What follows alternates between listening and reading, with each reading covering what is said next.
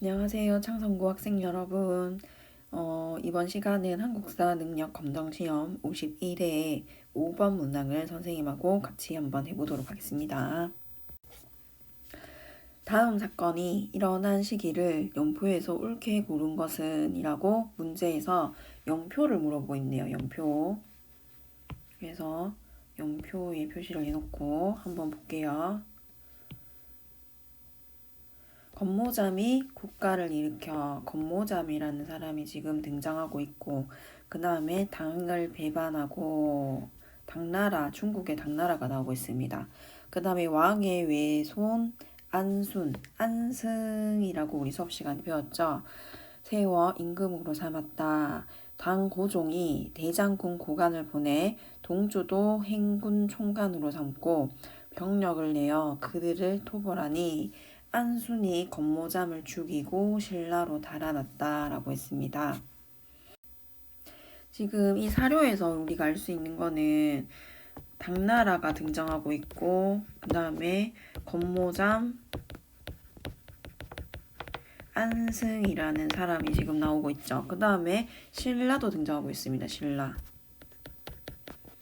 그래서 이 상황은 삼국 통일 과정 중에서도 이제 고구려가 멸망한 이후 고구려를 부흥하려는 부흥운동으로 보통 우리가 교과서에서 많이 배웠죠.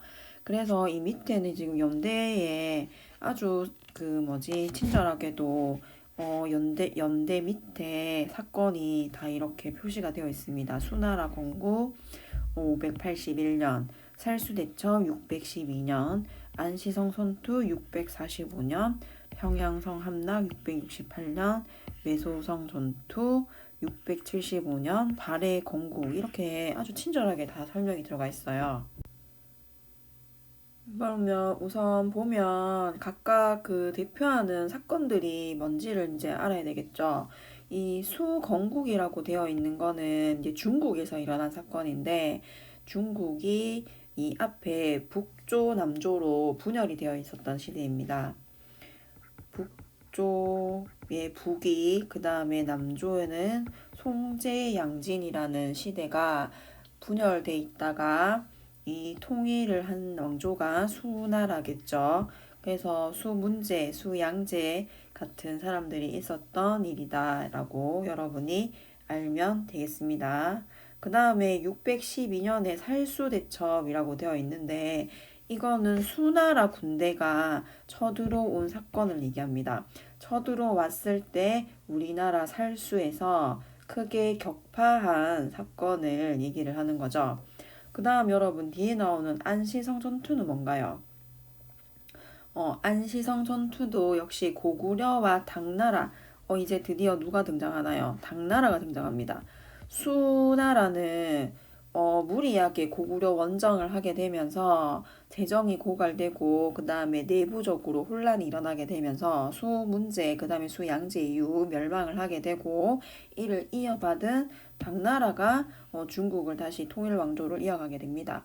당나라 초반에는 고구려랑 친선관계를 유지하다가 이제 자기가 내적으로 안정이 된 이후에는 고구려를 이제 공략을 하기 시작한다라는 거죠. 그래서 이 안시성에서 당나라와의 전투를 벌인 것을 안시성 전투라고 얘기를 하죠. 그 다음에 이제 벌어지는 상황에 대해서 여러분이 잘 이해를 해야 되겠죠. 이 평양성은 어딥니까, 여러분? 맞습니다. 평양성은 이 고구려의 수도가 있던 곳인데, 여기가 함락됐다라는 것은 고구려 멸망을 뜻하겠죠. 그래서 고구려 멸망, 이 사이에 들어갈 사건으로 여러분 떠오르는 거 뭐가 있나요? 맞습니다. 신라하고 그 다음에 당나라가 맺은 나당 동맹이 있겠죠. 이 동맹을 맺어서 첫 번째로 백제를 우선에는 처음 멸망시키고, 두 번째는 고구려를 멸망을 시키면서 삼국 통일을 하게 됩니다.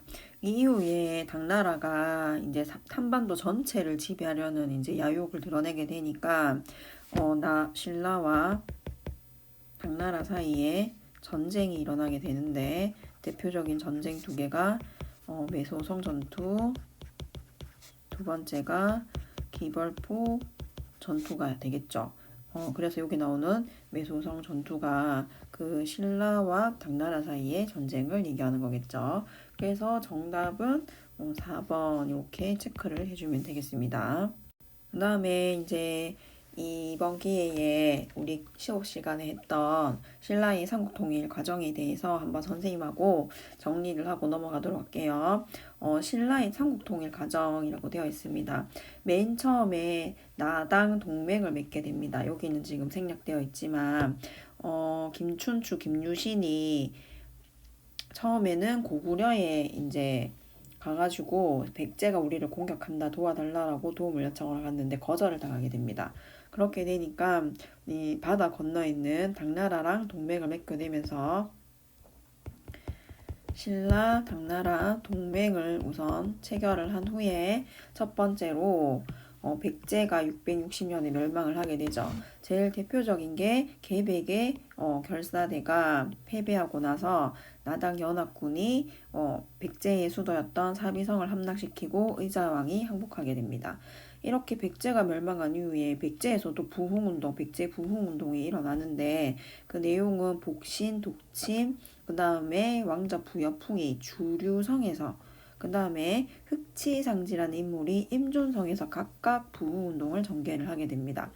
그 다음에 왜도 이 백제 부흥운동을 지원을 받지만 백강전투에서 패배하게 되고 668년 고구려가 이제 아까 전에 우리 앞에서 봤듯이 멸망하게 되고 이 멸망하는 과정에 이제 연개소문이라는 사람이 있었는데 이 죽고 난 후에 아들 사이에서 권력 다툼과 내분이 일어나게 되면서 멸망하게 된다라고 했습니다. 그 다음 여기 보면 앞에 있던 내용이 나오죠. 나당 연합군이 평양성 포위하게 되면서 보장왕이 항복하면서 고구려가 멸망하게 됩니다. 앞에 지문에 나왔던 내용이 바로 이 부분이죠. 고구려 부흥운동. 권모잠이 한성에서 안성을 추대하면서 부흥운동을 하게 되고 고현무라는 사람이 오골성에서 부흥운동을 전개하게 됩니다. 그러고 나서 아까 전에 이제 안승이 신라로 도망갔다라고 했잖아요. 금마저라는 곳에서 신라의 지원을 받아서 부흥운동을 계속 전개하게 된다라는 거죠. 여기 보면 이제 신라가 왜 지원을 하게 되겠습니까? 신라까지 이제 당나라가 지배하려는 야욕을 벌이게 되니까 이런 부흥운동을 지원하면서 유민들을 포섭해서 당나라를 물리치려고 하는 거죠. 그래서 신라와 당나라 사이에 벌어지는 전쟁, 아까 전에 얘기했듯이 매소성 전투, 기벌포 전투에서 이기게 되면서 삼국을 통일하게 된다라고 했습니다. 그리고 이제 676년에 삼국 통일이 이루어졌습니다. 당군을 한반도에서 몰아내고 삼국을 통일했다라는 데 의의가 있고 현재 우리 그 한반도 모양인 대동강에서 원산만에 이르는 영토를 확보했다라는 데 의의가 있겠죠. 이제 여기 보면 의의와 한계라고 했는데 백제, 고구려, 신라가 이제 합쳐졌으니까 이 삼국의 문화와 전통이 수용이 되고 민족 문화 발전의 기틀이 마련되었다. 그렇지만 당나라라는 이 중국의 외세의 힘을 끌어들이게 되면서 고구려 영토의 대부분 지역을 상실하게 되죠. 그러면서 대동강 이남 지역으로 이 삼국의 영토가 한정되었다라는 것이 한계점으로 많이 거론되고 있는 것들입니다. 선생님하고 수업 시간에 이 삼국통일과 관련된 여러분들 의견 쓰는 것도 한 번씩 해봤으니까 다시 한번 정리를 하면서 순서를 앞에서 봤듯이 이때는 이제 연표로 기억을 많이 해야 됩니다. 그렇기 때문에 연표 정리 다시 한번 잘하고 백제가 멸망하고 그다음 백제 부흥운동이 있었고 고구려가 멸망하고 고구려 부흥운동이 있었고 나당 전쟁 후에 한국 통일했다. 이것을 먼저 머리에 넣어놓고 거기에 해당하는 조금의 내용들을 기억을 할 수 있도록 하세요. 이번 시간은 여기서 마치도록 하겠습니다. 수고했습니다.